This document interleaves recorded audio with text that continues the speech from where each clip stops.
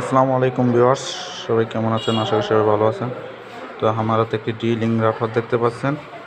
তো এটি আমি কনফিগারেশন করে দেখাবো, সম্পূর্ণ প্রসেসটুকু আজকের এই ভিডিওতে দেখাবো যে কীভাবে একটি ডি-লিং রাউটার সম্পূর্ণভাবে কনফিগারেশন করতে হয়। তো চলুন কথা না বাড়িয়ে শুরু করা যাক। আর যদি ওয়াইফাই সম্পর্কে আপনারা কোনো ভিডিও চান তাহলে আমি সেক্ষেত্রে করবো, আপনার কমেন্টে জানিয়ে দিবেন। তো চলুন কথা না বাড়িয়ে শুরু করা যাক।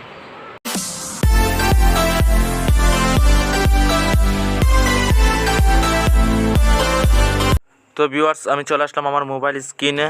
তো আমি যেহেতু ডি-লিং রাউটারটি কনফিগারেশন করব, সেক্ষেত্রে আমি রাউটারটি কানেক্ট করে নিচ্ছি। তো আমারটি অটোমেটিক কানেক্ট হয়ে গেছে, কারণ আমি এর আগে কানেক্ট করেছিলাম। তো এখন আমি বের হয়ে যাব, মিনিমাইজ করে বের হয়ে যাব।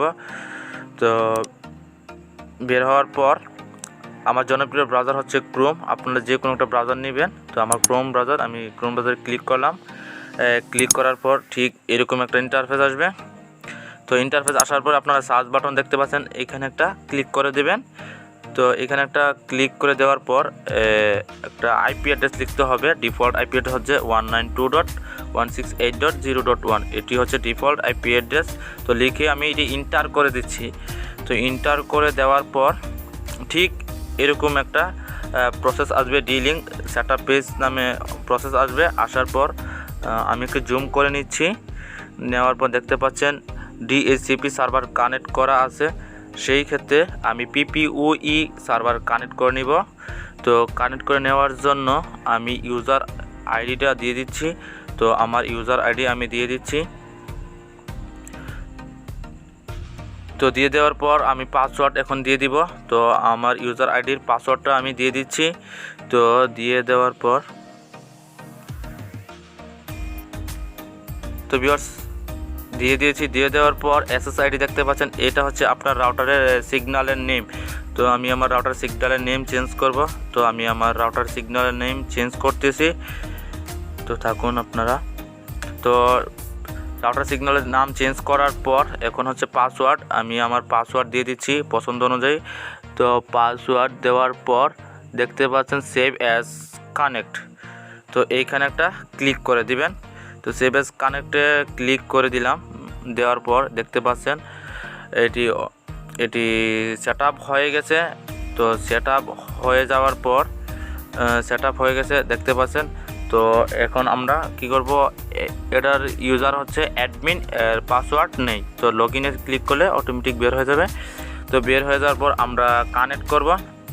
তো আমারটা এর আগেও কানেক্ট করা হয়েছিল, তার জন্য দেখা গেছে অটোমেটিক কানেক্ট হয়ে গেছে। তো আমি এখন সিগন্যালটাকে দেখব যে আসলে এই সিগন্যালটা কি না। তো আমি সিগন্যালের উপর ক্লিক করে দেওয়ার পর দেখতে পাচ্ছেন একটু লোড হচ্ছে, ঠিক সেরকম সিগন্যালটা আসছে। তো এখন আমি হোম বাটনে মিনিমাইজ করে বের হয়ে যাব। তো এখন আমি চলে যাব আমার ইউটিউবে। তো নেটটাকে দেখব আসলেই যে কনফিগারেশন হয়েছে কি না। তো দেখতে পাচ্ছেন লোডিং হচ্ছে, এটা সময় নিচ্ছে। তো দেখতে পাচ্ছেন আমার আইডি কনফিগারেশন হয়ে গেছে। তো ডি-লিং রাউটার সেটআপ পেজ এভাবে কনফিগারেশন করতে পারবেন। যদি প্রয়োজন হয় তাহলে আরও কোনো রাউটার চাইলে দিব। তো আমি এটাকে আবার দেখব যে ডিফল্ট আইপি অ্যাড্রেস দিয়ে ক্রোম ব্রাউজার থেকে দেখব যে আইপি অ্যাড্রেস ঠিক আছে কি না। তো আমি আবার রিবুট করে নিয়েছি, কন্টিনিউতে দিলাম। দেওয়ার পর দেখতে পাচ্ছেন তো আমার রাউটার কনফিগারেশন সব কিছু ঠিকঠাক আছে। তো এখান থেকে আমি চলে যাব ওয়্যারলেসে। তো এখান থেকে আমি ওয়্যারলেসে ক্লিক করে দেওয়ার পর দেখতে পাচ্ছেন এইখানে ওয়্যারলেসের এসএসআইডি সব কিছু ঠিকঠাক আছে। তারপর আমরা চলে যাব